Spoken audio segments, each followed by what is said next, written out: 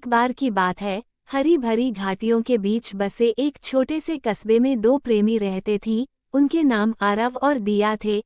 दोनों की उम्र 20 के आसपास थी और उनके दिल सपनों और आकांक्षाओं से भरे हुए थे।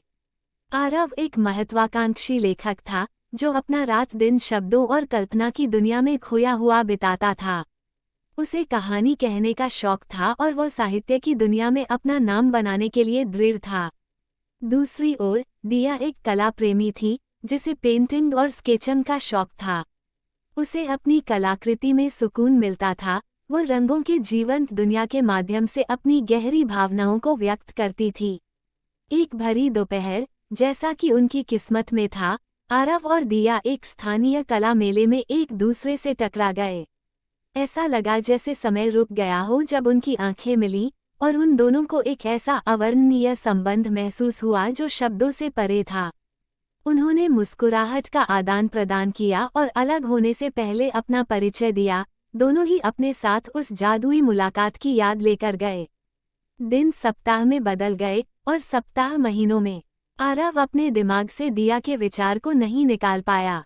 उसने खुद को उन गलियों में भटकते हुए पाया जहां वे पहली बार मिले थे, दिया की चमकती मुस्कान की एक और झलक पाने की उम्मीद में। इस बीच दिया भी आरव की आकर्षक आंखों के बारे में सोचने से खुद को रोक नहीं पाई, जिसे उसकी आत्मा अंदर से महसूस कर रही थी। एक दिन जब आरव अपनी डेस्क पर बैठकर अपनी डायरी पर कुछ लिख रहा था, तो उसे दिया का एक मिस कॉल आया। दिया को ऑनलाइन उसके एक छोटी सी कहानी मिली थी जिसे पढ़कर वो काफी प्रभावित हुई। वे साहित्य, कला, जीवन, दुनिया की हर चीज के बारे में घंटों बातें करते थे। तब से उनकी बातचीत और भी ज्यादा बार होने लगी और उनका संबंध और भी गहरा होता गया।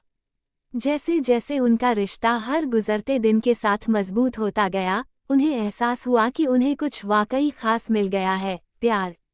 जैसे जैसे उनका रिश्ता वसंत की धूप की गर्मी में खिलते हुए फूल की तरह खिलता गया, आरव ने अपनी नवीनतम पुस्तक दिया को समर्पित करने का फैसला किया। उसने अपनी पुस्तक का शीर्षक रखा, प्रेम की दुनिया में मिलन।